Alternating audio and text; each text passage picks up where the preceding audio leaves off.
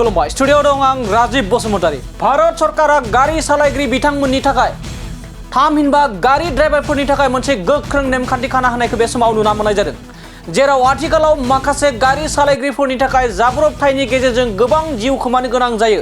बेखौ लानानै गारि सालायगिरि बिथांमोननि सायाव गोख्रों मोनसे नेमखान्थि खाना होनाय जादों, जेराव ड्राइभारा जुदि जाब्रबथाय खालामोब्ला बे बारनिफ्राय ड्राइभारा 10 बोसोर जेलनि साजा आरो 10 लाख रां फाइन होनांगोन। आरो बेखौ लानानैनो दिनै फिन जाथायदों बाक्सा जिल्लानि ड्राइभार खन्थाया बाक्सानि सिनारि बस्तियाव। आरो भारत सरकारा लाबोनाय आयेननि हेंथायै बाक्सानि सिनारि बस्तियाव सिनारि ड्राइभार इउनियना आयेनखौ बोखांना लाफिननांगौ होननानै खुद्रिसारनायखौ बे समाव नुना मोननाय जादों। बेवहाय बिथांमोना बीजेपी सोरखार हाय हाय, अमित शाह हाय हाय कला आयेन बन्द खालामनांगौ, थामहिनबा गोसोम आयेनखौ बन्द खालामनांगौ होननानै बिथांमोना एबा ड्राइभार खन्थाया दाबि दिखांनायखौ बे समाव नुना मोननाय जादों। लोगोसे बिथांमोना खौरां बिजिरनि गेजेरजों सोरखारा बे आयेनखौ बोखांना लायाब्ला फैबाय थानाय समाव गोख्रों सोमावसारगोन होननानै हुमखि होनायखौ बे समाव नुना मोननाय जादों।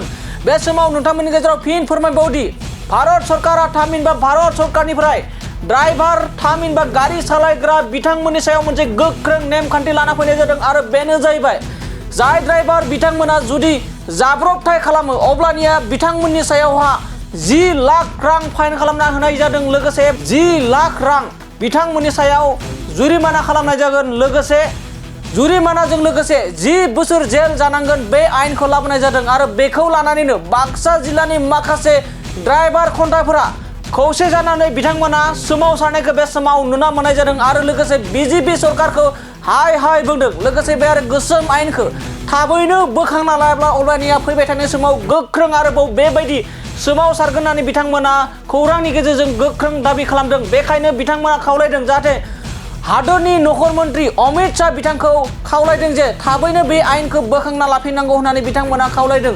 नङाब्ला फैबाय थानाय समाव बिथांमोना गोख्रों सोमावसारगोन होनना बुंदों, जेरावहा बिथांमोना फोरमायदों जुदि जाब्रबथाय खालामो अब्लानिया गारि सालायगिरि बिथांमोना गासै 10 लाख रां फाइन होनांगोन। लोगोसे 10 बोसोर जेलनि साजा फोसावनाय जादों भारत सरकारनिफ्राय। आरो बेखौ लानानै बाक्सा ओनसोलनि गोबां ड्राइभार बिथांमोना बे समाव सोमावसारनायखौ बे समाव नुना मोननाय जादों। दानिया फैदों बाक्सा ओनसोलनि थामहिनबा बाक्सा जिल्लानि सिनारि ओनसोलनि गारि ड्राइभार बिथांमोना माबायदि गोख्रों सोमावसारनायनि गेजेरजों मा बाथ्राफोरनो जों जोंनि खौरांनि गेजेरजों आबुङै मिथिना लानि।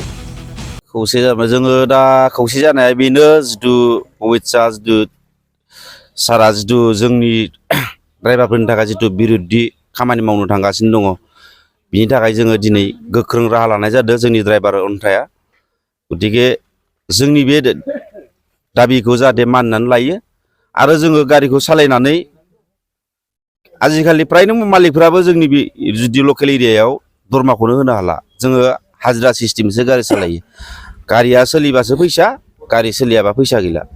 गतिके जों 700-800 जों हाजिरा मोनो, दा इजों जों न'खर सोलिनांगौ ना बले बिथांमोननो जोङो 7 लाख थाखाखौ जुरिमाना होनांगौ आरो लोगोसे 10 बोसोर जेल, बेखौथ' जों होनो हाया। गतिके जों 7 लाख थाखा दंबा जोङो गतिके जों न'फ्रावनो हाजिरा खामानि मावनानै जों जानाया मोजां। गतिके जों बेखायनो दिनैनिफ्राय गारिखौ जोङो सरकारा जिथु मानियागौ मानि जों दिनैनिफ्राय जों गारि सालायला आरो गारि साबिखौ जों मालिकनो जोङो गथायना होसिगोन। जों खुंबोदों, बिदिनो थागथुग खुंबोगासिनो दंमोन। जिथु मानो होनबा सरकारा दिनैसिम जोंनि ड्राइभारफोरनि भेलुखौ दिनैसिम बुजियाखै।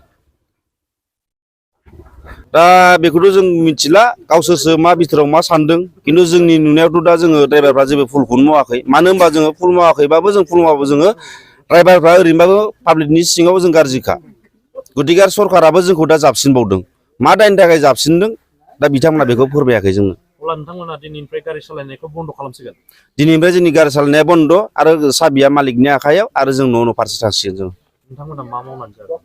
जों माबा मोनसे हाजिराखौ मावनानै जानांसिगोन। जुदि गारि सालायबा जुदि 7 लाख थाखा जुरिमाना होनांगौबा आरो 10 बोसोर जेल जानांगौबा जोंनि गथ' गथाय बिसि फिसाखौ सोर नायगोन? दा जों थासेयावनो जों गारि सालायसेयावनो जों बिसि फिसाखौ जोङो गथ' गथाय फरायनायावनो जों फैसायानो थोआ जोंनो। एक्सिडेन्ट जायोबा बेखौ सरकारा ड्राइभारफोरनि सायाव 10 बोसोर जेल आरो 7 लाख थाखा लानाय जागोन होननानै फोसावदों आरोना। हय बेखौ होनदो दा जेनेबा 7 लाख थाखा जुरिमाना आरो 10 बोसोर जेल।